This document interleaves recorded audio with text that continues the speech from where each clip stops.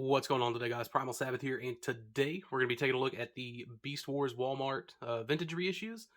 Originally, I had absolutely no intentions of doing anything, but I mean, it's Christmas Eve, and I can like record this real quick and get it uploaded and kind of be like a Christmas Eve video, because this is essentially like every kid's wish list for Christmas 1996. Well, maybe 97, but I don't personally have any memories from Christmas of 96. I was 5 years old. I do remember having Cheetor as a kid, and eventually later on getting the original Ultra Megatron.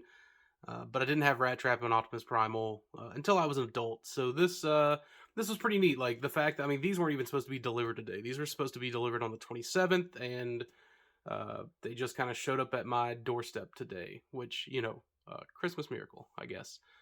But yeah, so like I just wanted to kind of take a look at all of them. I got some comparisons and things like that. I mean, these are nothing like new per se, but maybe if you're on the fence, whatever. And so yeah, this definitely like brings me closer into some like Christmas memories. But yeah, so without further ado, I'm gonna get all these opened up, and we're probably gonna start with Rat Trap and work our way to the coolest or the biggest. Maybe, I don't know. We'll figure it out. All right, so here we have the reissue Rat Trap. Now, originally, I really wasn't gonna like when they announced these. I was super excited for them. And I was like, "Yeah, I'm gonna pick these up." And then, like, some time kind of went by, and I was like, I don't know how I'm feeling about it," and I probably wasn't gonna get them. But as most people know, this kind of week of Christmas, Walmart had all of these guys deep discounted fairly well. I also had to like turn the brightness down because his feet just sort of totally disappear. Where like if you bring in, uh, the vintage one, they kind of like don't, but they like really uh, went with a bright pink for his feet, almost like they even show up gray like in some pictures, but they definitely do not lend well to this sort of lighting. I gotta get like a shadow over him or something. But anyway, so like that's that, and like this was just, I mean, I just got him out of the box, so like this tight tail is pretty neat, pretty nice. Let's go ahead and get him. Well, before we do that, before we go through all that, just for the quick comparison, I did just have the original Hasbro in here, well loved and play with, and then the Takara Red Eyes variant. So this, I mean, pretty easy to tell the reissue apart. I kind of wish they maybe would have gone with something a little more closer to some show accuracy, but it's not at all awful. And this head doesn't want to stay all the way. Let's see. As far as the deco on the back, it appears the Walmart one maybe a little bit thicker, but again, this has been definitely played with. I bought this used, however many years ago.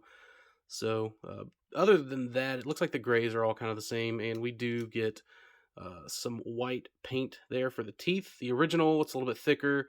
The newer one, it's definitely a little bit thinner, maybe not as bright, and also like a little more precisely painted, where this original one is just kind of thrown on there. But paint work has come a long way since the 90s. So let's go ahead and get him transformed. Something else that's pretty cool, or I mean, it may not be depending on you, but you can probably see in there the new like I guess assortment number thing or whatever, but you can see it on the package too. I guess that's for like modern day legitimacies. I really don't know, and it looks like, I don't know if there's clearly there's a stamp right there, but don't know if it's okay. Yeah, not present on the older ones. So I think that's all like newer things and stuff. So shout out to new toy and just, I guess, manufacturing in general. So let's get his hands unpegged. There we go. Get his blasters out. Normally, this one comes out way, there we go, way easier. This one just sort of fell out. And something that I was a little kind of I don't know. I was hoping like it was chalked up to like maybe a bad Photoshop job, but you can see through this, and I don't think that's the case for the vintage ones. So let's get this little gun in his hand. The gun goes in nice and smooth. It's not too loose or too tight, and that's something I appreciate. So let's keep that out of the way, and let's finish transforming this original. And it may just be something that like I'm not 100% like I've never really paid much mind or attention to in the past. It could be present here on the original too. But I know a lot of people like to kind of go on and on about blah blah blah cheap plastic and Hasbro and good night. I cannot get these weapons out of this like actual vintage one.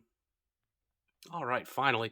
But anyways, people like to go on and on about uh, plastic being cheap and this and that and the other, and I've always just been like, well, I mean, there's nothing like cheap about plastic, all things considered. But this, oof, this is something. Uh, Thin, I think is the word to use here. But it looks like most of the sculpt details are there, except they're just like thinly there. It's very very interesting. Now, something that I do want to kind of dissect here is these actual like shells. So we can see that the veins on the original are a little more thick. That's you can also see where the injection point was for these. You got a little one right there and right there. Uh, where on these, I have no clue where the injection point was, but it doesn't look like it was okay. Yeah, it's still more or less in the same spots, but it's definitely thinner. Um, the veins in here are also noticeably thinner, and then this piece right here is thicker than the original piece that holds the weapon halves in. It's like that on both sides. So that's pretty interesting. I wonder if they just maybe recast and thinned these pieces out some.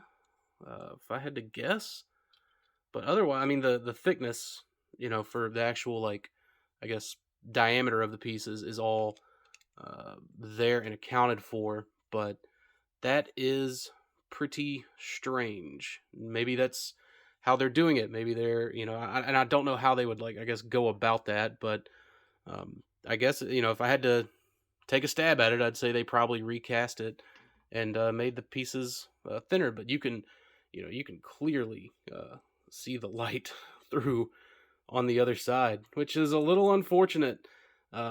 Cheap, uh, yes, but not in the sense of like dollar store plastic. I know that's how a lot of people like to kind of go with that argument, but and then this little headpiece here, um, it isn't sitting down all the way.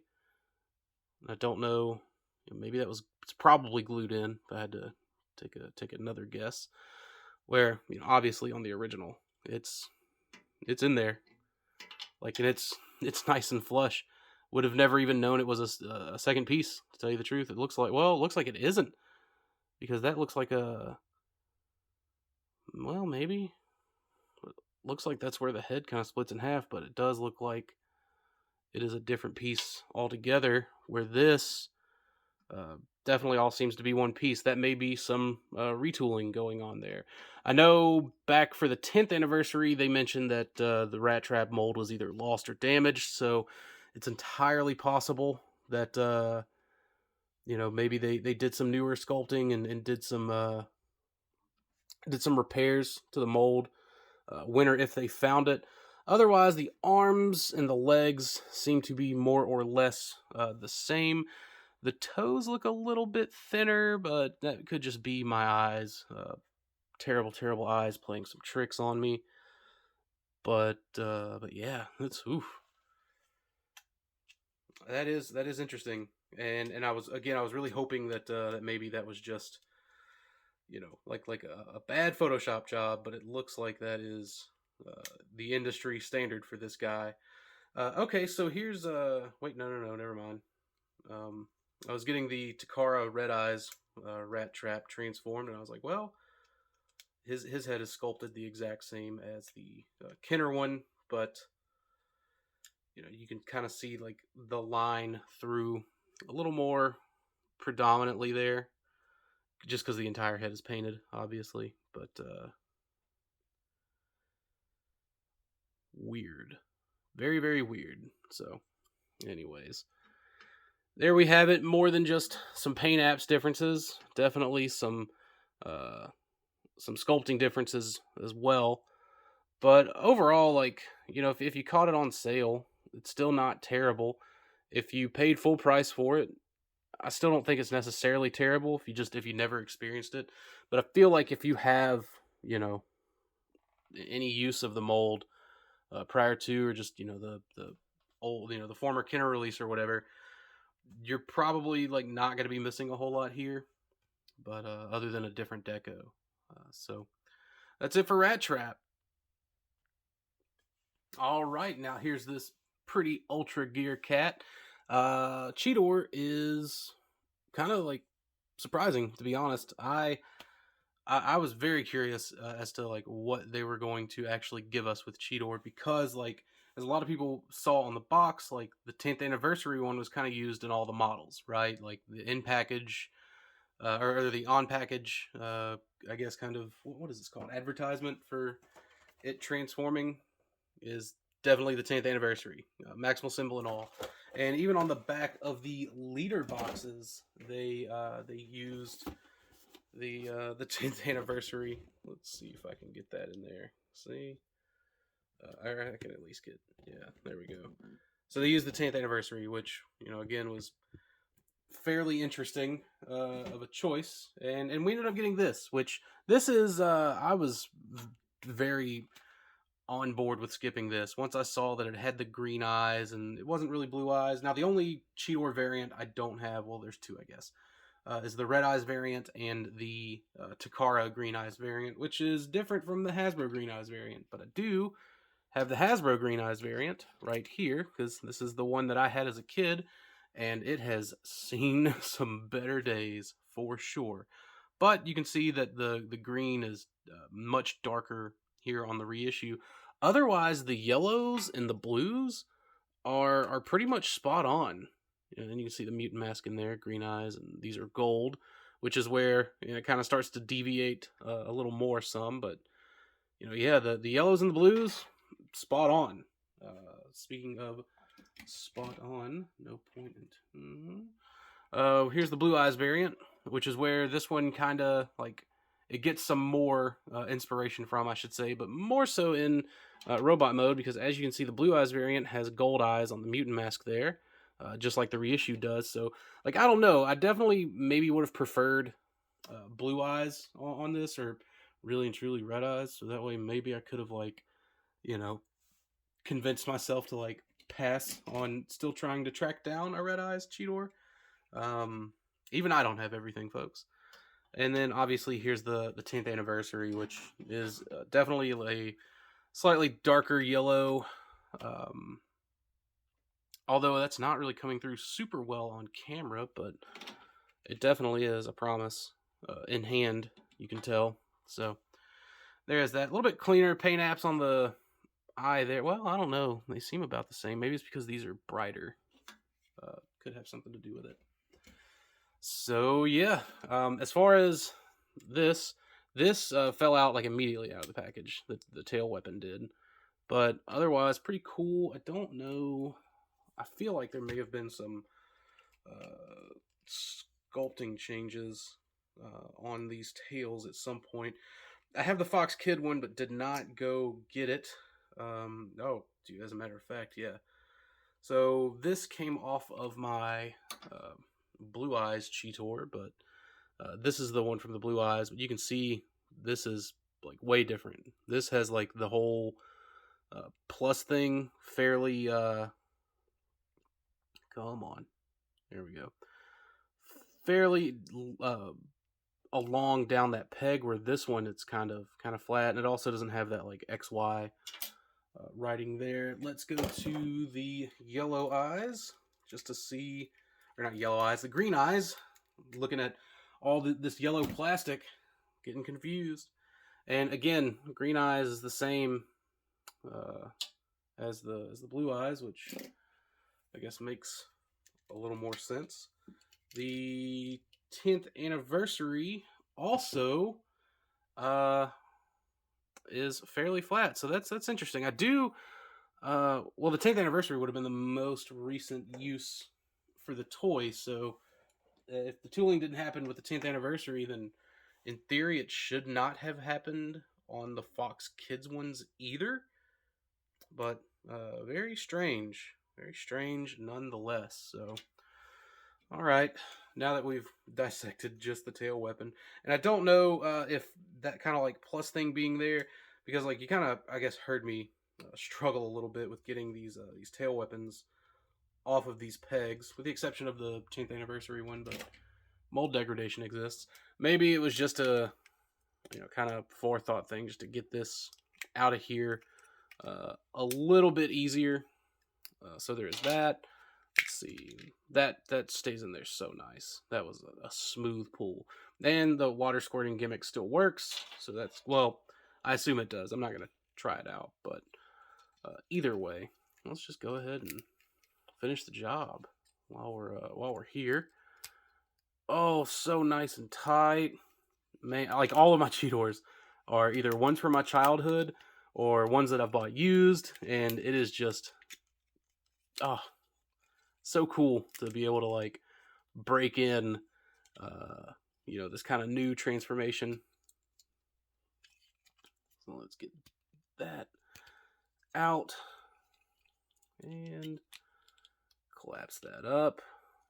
And again, this is where things are just different all around, particularly with the robot mode head, the eyes being this kind of red color. Actually, are they? I thought they were gold on the blue eyes Cheetor.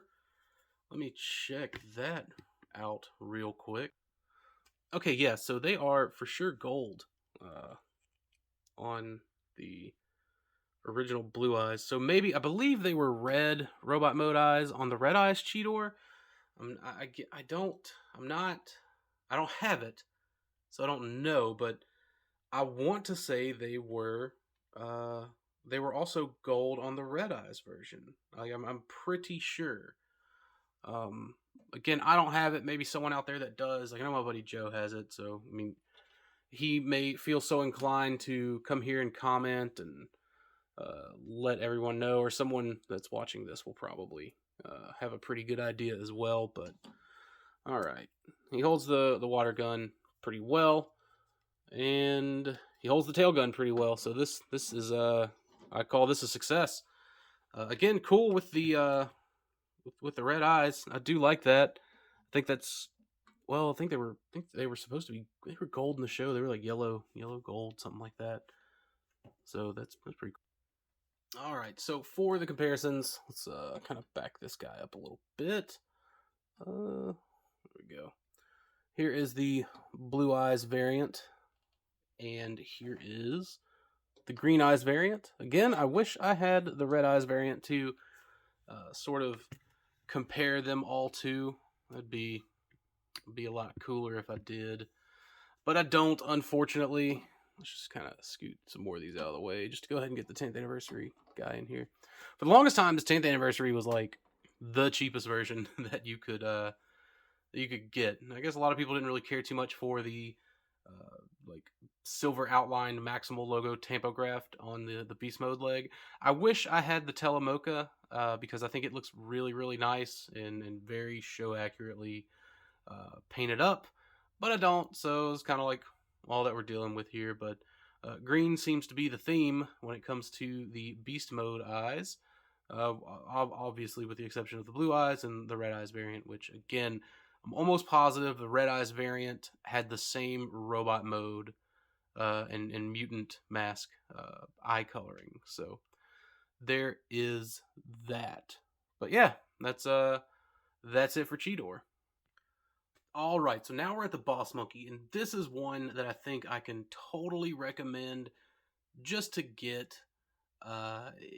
If when you see it, in the store or online or whatever, this is the one. Like this is the one to get, and like yeah, you can pick up a vintage one, and that's all well and good, and we'll go over those differences here in just a minute. But just taking this out of the box, right? This like the mechanism here for the gimmick that everyone knows about. It was engaged, and you can like so just to like the fact that you can have one of these and to engage it, you kind of have to like pull it all the way down, and then you can get it to where it's like just in that maneuver and just start working it. And then obviously you saw uh, the arms doing the thing they need to do. Most of these, like most of these still work. They still totally work for sure. But to experience it like brand new out the box and it's not on a 25-year-old toy, that is the magic of it. So otherwise, you can I think disengage it by clicking it in there. I mean, it doesn't like perfectly disengage it, but it'll still sit flush on the back. So, anyways, that was just nice. It was nice for fresh plastic on an otherwise like perfect gimmick for this guy. Now let's move some things around off camera so we can get the comparison shot in here. And overall, like, not awful. The gray paint looks like it looks a little more lavender here. Not only in person, but it looks so like on camera too. Like just a tad. The teeth, the paint apps, and all that, like all that seems a little more clean. This guy, he's got some smudge there, and got a little paint chip up there, just because again, it's 25 years old, bought used. It was probably just thoroughly played with. So pretty neat stuff there. Interesting. Okay, no, that's a pin. Both pins of the flathead pinheads look a little bit smaller than on the vintage. Which, hardware changes happen. Better hardware happens. The springs are shiny up here, and they're a little rusty dusty on this one. But, again, just that kind of stuff. It happens. Now, I have not taken these out yet, but he does come with the weapons. They're in like a little poly bag. Let's get these opened up, dump them out. And it's a strange choice of color. And I guess we'll see more of that kind of carry over into robot mode. But like, I'm very curious, like who was the one, because that is the color blue on the vintage, on the 10th anniversary. I'm pretty sure even on the recent Takara Legends one. So very curious as to like what happened there, what the story behind that is. I don't think it's any more or less of a show accurate blue than it was or wasn't already. I don't know. It's just a little weird. But anyways, let's go ahead and get all this stuff on him. And let's go ahead and flip these forward. We'll plug these in. Maybe? Wow. Okay. Yep, they're supposed to go in that way, I'm pretty sure. Ooh, that's not good.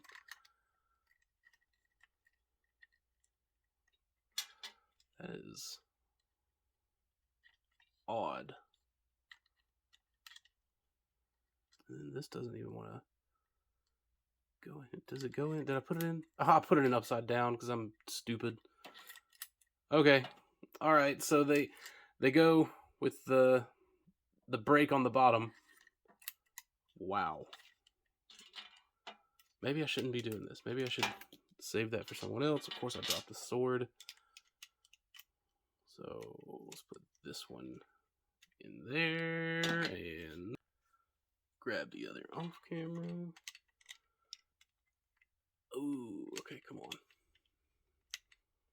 All right, got those plugged in. So let's just go ahead and put these back where they were. This, like, yeah, clips in a little, I don't want to say stronger or more like difficult, but it clips in differently. And again, it could just be, you know, whatever. I'm sure, like, if I had to put money on it, I would bet that they had to repair this mold, and they definitely would. Why would they not? And then let's do that. Spin that around. All the clickies and clackities. And then this. There we go.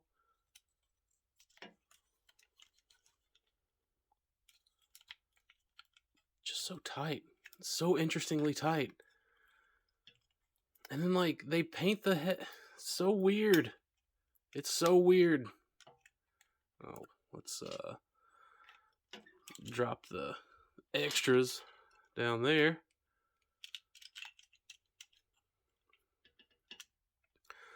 So yeah, like, I don't know. This is stranger than I thought it was gonna be.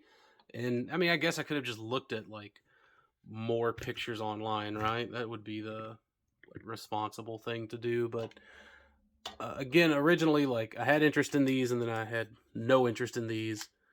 And whenever they essentially got to like half off all around, I had interest in them again. You know, and whatever, right? So up until like this part, they have done a solid bang up job at like keeping this as close to toy accurate as possible. Like the toy colors, like everything. It's you know, a great reissue. And then like we get to this robot mode head, and so to compare, let's bring in the original vintage. Like, they went with like, this looks like the same kind of metallic blue that was on the masterpiece, and there's nothing wrong with that, like, by any means.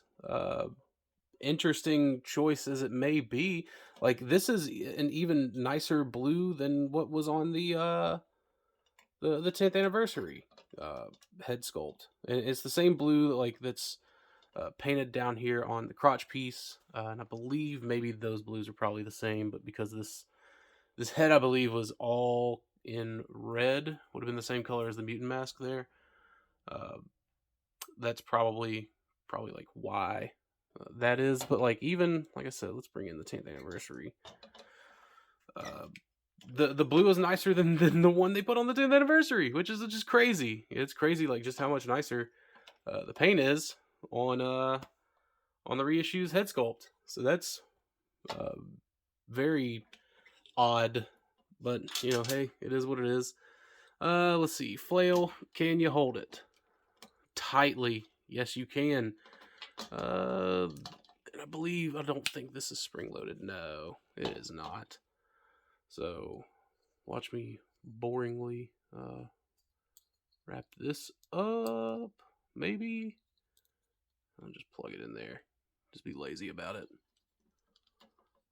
Then this goes into the arm. Close it up. Very cool. Does this still work? Oh yeah, that still works. Cool as ever. So there we go. Cover that up. And then again, like, if you want to, these were in the down position for the chest beating gimmick. These were, so we're gonna push those up, and then we're gonna engage this again, and you can get the spinny spin. If you have his swords, do some of that Indiana Jones stuff. Let me get this back in there off camera. Truth be told, I can't remember where it cut me off, where I cut myself off, or anything. But more or less, like, the shortened down version now that I've already gone over it. This is the reissue to get. This is the reissue to get, hands down, of this kind of like first wave. like it's probably the best toy of the '90s. Probably the best Transformer toy ever designed, hands down. Let's talk about it. Does it have like the red paint in the chest? No, I think it should, but like then they just covered the entire head in paint, uh, which was just an interesting choice for it to go from being so toyetic to like okay, fairly show accurate. I think that is this is the one solid recommend. It's hard to not. Uh, and maybe if you already have the mold, you'd probably be okay skipping it. Obviously, the 10th anniversary and even the Takara Legends one are probably like still better choices if you're wanting a show accurate like vintage display. And it looks like we're getting closer and closer to that with each of these like new reissues. But if you haven't experienced it, by all means, pick up the reissue, um, just to have that kind of fresh in hand experience, with the figure. It's solid. Uh, could it be more like the original in terms of like paint? Sure, but I think I think this is definitely like the move to make. All right, now we're here at the last, maybe not the least, but definitely not the best, and that is the Megatron reissue. Now, this one, uh, I mean, I've just kind of gotten it out the box, but already I'm not super thrilled just with it, with the aesthetic, and I kind of knew I wasn't going to be either. They definitely cut some corners. Here's the vintage one for comparison. And I think some people might not be too bothered by the fact that there's not as much of this kind of green paint. It's probably unsightly to some people. The purple is definitely weird. I really don't get the purple at all. Now I mean it's show accurate purple, which is cool. And just to uh, compare, here's the 10th anniversary, which was has kind of been touted as like the proper show accurate color scheme. But we get the toy eyes. There's no people painted in there, but I mean, can't really like fault it. I think the 10th anniversary is the only one that has the pupil sort of painted in there. So just strange all around. I guess let's just sort of get them all in shot together. Why not? So there they are in all of their purple dinosaur gloriousness. But yeah, like I don't know. It's just something. I think it's more the robot mode that doesn't sit well with me, and it's kind of underwhelming to me. The fact that they really did make Primal look so good with so little in terms of like budgeting. I feel like they probably could have given us a complete just redo of Primal had they not like painted the head on him, the robot mode head on him all the way. They probably could have saved some of that paint apps for the red on the inside of the chest, but I'll digress from that. But anyways, let me get him in robot mode off camera because we're already at 33 minutes. It's a lot of time. All right, now we've got him in robot mode. Here is where, in my opinion, he just falls short, and it's a silly little gripe. When you look at this overall compared to the original Megatron toy, it really is trivial, and it's something that I could easily do. Anyone could easily do, and that is they didn't paint his head.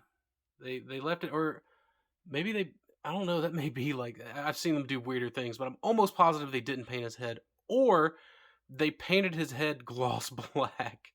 But I'm pretty sure I am hopeful that that is just the plastic color, even though it seems a little shinier compared to the rest of this black plastic. That's paint. They painted it gloss black for a really strange reason. I don't know why. I wish they wouldn't have, but they did, and here we are. Uh, Yikes. So yeah, like I can get over the darker colors. Darker colors are probably more screen accurate, anyways. Um, they left out a good portion of the paint apps that the 10th anniversary and the Telemocha, would have received. But otherwise, like if they would have just painted the head silver, goodness. Here he is with the original, which I'm able to get his kind of claw hand to sort of hang out up there in his arm a little bit more. I don't know. Yeah, it's really not doing it super well on this guy. Yeah, no, not as good, not too good. Yeah, it's just sort of, you can't see any of that, but yeah, it was just kind of sort of clicking back out. I mean, there it is, not too bad. And because talked about how uh, wonderfully painted he is, again, I had an issue with the claw thing on this guy, but maybe I'm just not doing it correctly. That's always a possibility. But there is the 10th anniversary, which is just an angel. Thing looks great. So there's that, and let's get him in here with the rest of the reissues from the 25th reissues. I should probably specify, not the where are you? Okay, wrong. Cheetor, correct. Cheetor. All right, there we go. Carefully.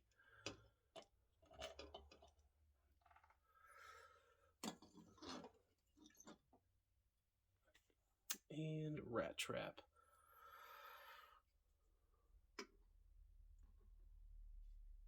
Well, at least the Rat Trap stands like a champ.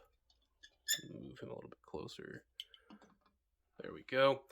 Got them all together, looking like a nice family unit of sorts. But yeah, like this, I wish that when reissues happened, it was more than just what we typically get with reissues. I know that companies like Walmart, Target, etc., whoever is going to be carrying that reissue, is going to want the quote unquote popular characters. They're going to want the Optimuses and the Megatrons and the, you know, in this case, Cheetor. I think Rat Trap was just kind of one they were able to sort of sneak in. They're going to want those. They're going to want them every single time. It does not matter how long it's been since the last one. They're going to want them every single time. I wish instead they would kind of focus more on characters or toys that are currently super expensive on the secondary market. That's what I think they should be doing for reissues. And I think that's what a lot of G1 fans think they should be doing for reissues as well. But in the long run, I guess it's neither here nor there because, as I'm proof, eventually we'll buy it. May not buy it day one, but eventually we'll get after it. So, anyways, I'm super excited for Scorponok and Tigatron, which we've already seen. They're hitting the international markets right now. The Scorponok being show colors accurate is great. Same with Tigatron, him being show colors accurate.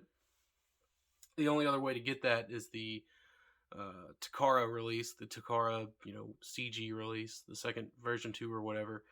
And so that's going to be nice to see, for anyone to be able to just pick that up for like $23, $25, whatever. That's going to be solid. Scorponok, I think they're going to price around the same as Megatron and Optimus here, which is unfortunate, but still, I'm pretty sure cheaper than it was on the secondary. So there is that.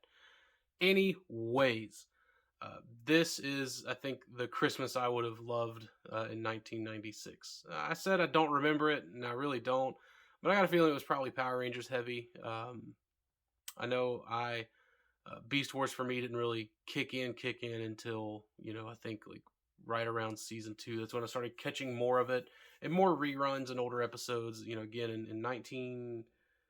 Would we have had the whole first season or would have been the half of the first season? Either way,